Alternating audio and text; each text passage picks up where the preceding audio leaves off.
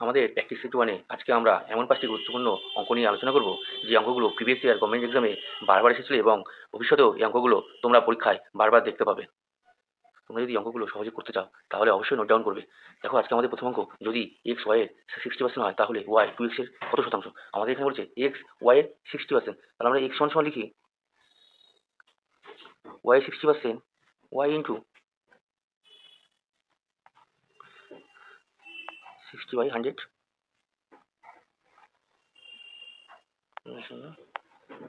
3 হচ্ছে 5। এক্স সমান হচ্ছে আমাদের এক্স সমান ওয়াই 3/5। এখন এক্স সমান ওয়াই 3/5 তাহলে ওয়াই সমান কি হবে? ওয়াই সমান এটা এদিকে এসে উল্টে যাবে, তাহলে কি হবে এক্স 5/3। এবার কি বলছে তাহলে ওয়াই 2x এর কত শতাংশ? এখানে ওয়াই 2x এর কত শতাংশ আমাদের বের করতে বলেছে। y/2x ইন্টু 100, এটা আমাদের হচ্ছে ওয়াই এর মান। তো ওয়াই জায়গায় লিখি x 5/3 বাই কত হচ্ছে 2x ইন্টু 100 সমান কি হবে?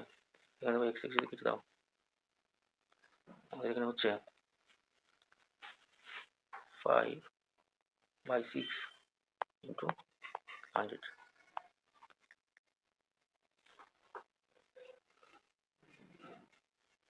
সমান 500/6 হয়ে গেল। আমরা যদি 500 কে 6 দিয়ে ভাগ করি তাহলে আমাদের এখানে আসবে কত? 83/1/3। এত।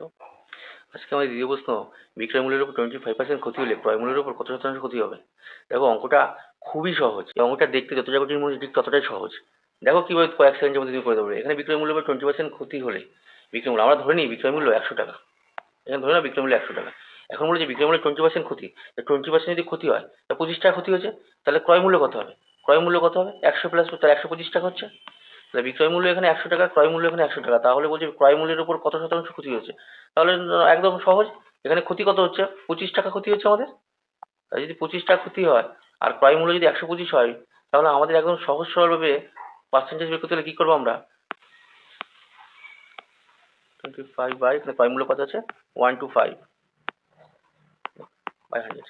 এবার তোমরা এই ফর্মুলাটা তো দেখেছো, মানে ক্ষতি ইন্টু 100 বাই ক্রয় মূল্য। এখানে 5 5 25 5 20 কত হচ্ছে? 20%। আমাদের উত্তর কত? 20%। আজকে আমাদের তৃতীয় প্রশ্ন, দুটি অঙ্কের দুটি সংখ্যার গসাগু ও লসাগু যথাক্রমে 16 এবং 480, সংখ্যা দুটি কত? দেখো এখানে সংখ্যা দুটি বের করতে বলেছে।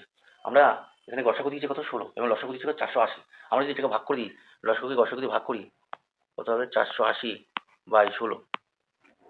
এখানে কত হবে? 30 সমান কত হচ্ছে? 30।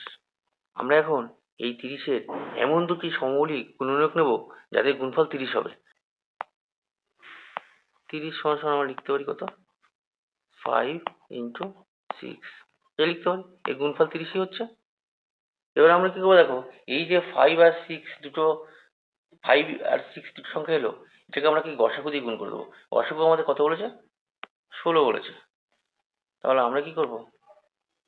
5 ইন্টু 60 কত হচ্ছে? 580। আর 6 ইন্টু 60 কত হচ্ছে? 96। আমাদের প্রথম সংখ্যা বেরিয়ে গেল এটা, দ্বিতীয় সংখ্যা বেরিয়ে গেল এটা। আমাদের উত্তর কত? এটা। আজকে আমাদের চতুর্থ প্রশ্ন, এ একটি কাজ 15 দিনে শেষ করতে পারে, বি এর ওই কাজটি করতে 10 দিন সময় লাগে। বি একা 8 দিন কাজ করার পর চলে গেলে এ বাকি কাজটা করতে কতদিন সময় লাগবে?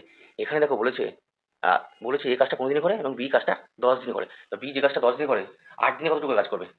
আমাদের ধরে নিই মোট কাজ 1। এখন দেখো বি যদি 10 দিনে যে কাজটা করে 8 দিনে সে কাজটা করতে কত লাগবে? তাহলে বি 8 দিনে করবে 8/10। একদিনে কাজ করতে কত? 1/10। তাহলে 8 দিনে করবে 8/10। এখানে যদি কাটি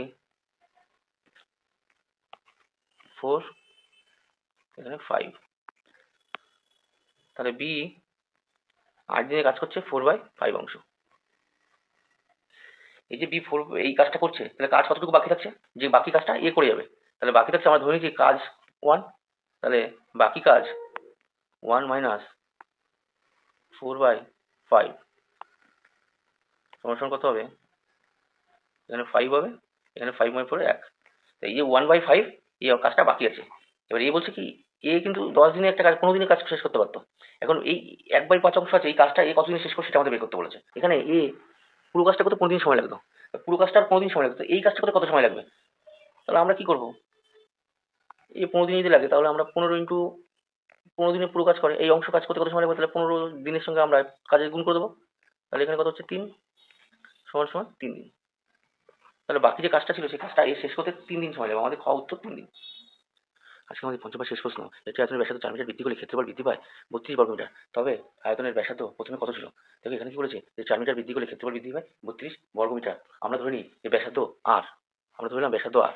এবার বলছে ব্যাসার্ধ আর 4 মিটার বৃদ্ধি করলে আমরা মনে করি দেখো ব্যাসার্ধ আর এবং এই বৃদ্ধি করছে, ধরো এ বৃদ্ধি করেছে, আমরা ধরে নিই এ বৃদ্ধি হয়েছে ব্যাসার্ধ, ঠিক আছে? তাহলে ক্ষেত্রফল কত বৃদ্ধি পাচ্ছে? 32 বর্গমিটার বৃদ্ধি পাচ্ছে। এখন আমরা যদি বলি যে ব্যাসার্ধটা আর থেকে ব্যাসার্ধ এ বৃদ্ধি করা হয়, তাহলে ক্ষেত্রফল কতটা বৃদ্ধি পাবে?